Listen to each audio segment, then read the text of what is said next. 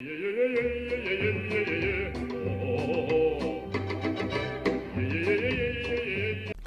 is going on, guys? It's Fishfosh, and today we're going to be taking you through my playthrough of Gears Tactics. Now in this video, what you guys will have is Act 1 Chapter 1 and Act 1 Chapter 2. I'll be covering this game on insane difficulty. That being said, I do know there are some differences in terms of abilities and perks and what have you with different levels of difficulty with Gears Tactics. I've seen some IGN posts and I just know for a fact that some of the advantages you would have on the easier difficulty you don't have on insane, which just makes sense because you're playing on the hardest difficulty.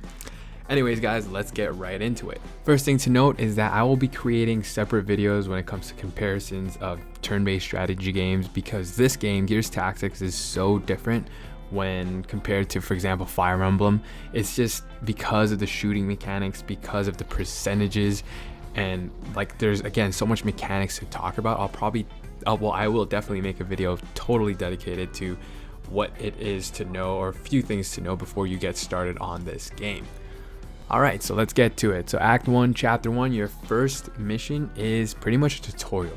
The hardest part in this mission really is the introduction of the emergence hole. The only reason why it's difficult is because, one, I wasn't aware of the way spawn points work with this. RNG plays kind of a big role when it comes to the emergence hole. You can see that depending on, I guess, because I tried it maybe 2 or 3 times before I completed the mission successfully, but the drones will spawn differently, or any unit that comes out of the emergence hole will spawn in different locations each time. So it's wise. My biggest advice really is like cover the emergence hole by covering the entire circumference, covering the entire surface of the cover hole, not just one side, because there are times when like the reinforcements will just spawn right outside of it, which is a problem, which is also really, really annoying.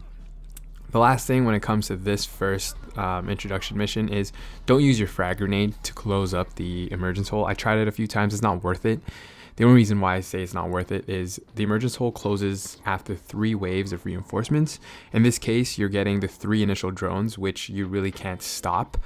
Again, the best way to stop it is interrupt them with the Overwatch ability, but the next 2 waves are just single wretches that come out, so it's not a big deal if you don't close up this emergence hole. In fact, I just suggest that you don't even blow up the emergence hole. Just keep that frag grenade for a drone or for a situation where you can attack 3 or more units, because why not? That's just more beneficial to you on this mission. Alright, so I'm pretty sure at this point some of you guys are wondering, isn't this supposed to be a play-by-play? And that's where I let you guys know that percentages play a massive role, like I said in the beginning of the video. The reason why I feel you can't do a play-by-play, especially on insane, is because of the fact that it doesn't matter if you have a 90%, 95% chance hit ratio on this unit, you can still miss, and that will throw off everything, especially on this difficulty. It seems like they never miss, the enemy. I don't know, I just feel like maybe I'm just being biased, but it just seems that the percentages don't work well against you here, regardless whether or not you have a great chance to take a shot. This is again why I feel play-by-play is just going to be very difficult to go through.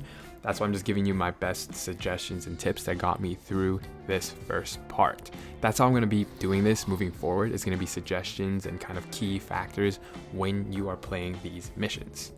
Alright, so once that emergence hole closes up, once you finish up with the final wave and that last wretcher, again, making sure that you have Overwatch set up and using the frag grenade for the drones instead of closing up the emergence hole. The rest of the mission is pretty easy. All you're gonna get is some ODST drops of wretchers and I think a single drone or 2 drones, and that's pretty much it. You just get to the APC and the mission is complete. Okay, and this leads us to the second mission. Now this is where understanding Overwatch, understanding the amount of frag grenades you have, and understanding cooldown for your abilities makes a huge difference. You'll see this as I walk you guys through the first part and the second part of this mission, just because cooldown and having everyone healed up and prepped for the second part, or the second round, I guess you want to call it, is important. Alright, so we are introduced to a heavy. His name is Tyrone Wolf Shepherd. Then we have Marcella Spectre Trin. Tyrone is a heavy, like I said, and you have a scout, which is Marcella. They're just pretty much rounding out your squad, which is pretty cool. So you get to try new abilities and perks. Being a heavy, Tyrone he lays better coverage and has better chances of hitting units with Overwatch just because of the gun he's using. So I suggest you use him as a covering unit if you're moving ahead. Keeping him on the side or in the flanks is probably the smartest idea when it comes to this mission. Now, for the purpose of this mission specifically, I kept the scout or Trin over on the right hand side because of the second part of this mission. This is very important because of the shotgun she has and the frag grenade that I've tried to save when the second wave begins. So once it's your first turn, all I'm suggesting is you guys move in a position of you have Shepard, you have your heavy furthest left, then you have both Gabe and Sid moving up the middle while providing Overwatch, of course. Then, like I said earlier, make sure that you have your scout over on the far right side, again, trying to set up coverage or Overwatch with the pistol. All right, so that's one thing I learned is setting up Overwatch with different weapons has different percentages in terms of interrupting the unit. Just like as if you were attacking, you have a higher percentage with a pistol than you would with a primary for the most part. So setting up with your Overwatch with a pistol, again, is just more coverage and it's a higher percentage to actually interrupt the unit. Although it is going to be less damage, you just have a higher chance of actually hitting someone. While moving forward, I suggest you guys make sure that everyone kind of stays in a line. Try not to have one unit too far ahead. You are facing 6 drones in this first part, so you are outnumbered already. Take advantage of the grenades. Make sure that you guys are utilizing the flank positions. Use Sid to interrupt a lot of their hunkered down ability that the enemy uses a lot, so that, you know, instead of being braced or covered, you can actually spot the units and have a higher percentage of critting them or hitting them in general. All right, so once you've moved up far enough and close enough to the APC, do not complete the objective. Do not go into the APC like circle until you've done the following. First, make sure that all your units are healed up. And second, there are no more cooldowns on all the abilities of your characters.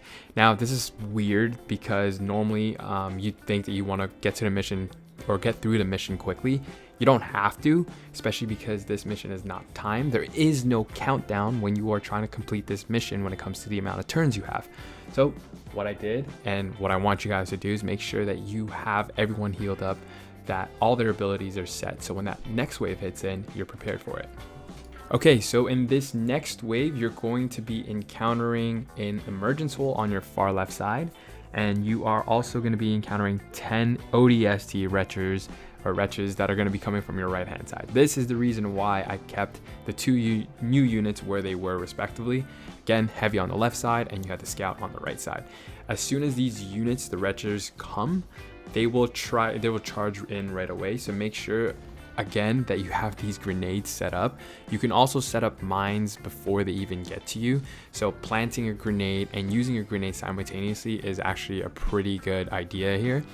Make sure that the coverage from the heavy is reaching right over the sandbag. So set up his Overwatch so that the units coming from the emergence hole can't move towards your position. The dead zone in this play-by-play really is the APC. So in that area, do not move any of your units beyond that line. Draw that imaginary line and nobody crosses that line. You can move forward to throw a grenade in them, but make sure you move back for coverage. Again, in this situation, the emergence hole is way too far back for you to even try to reach.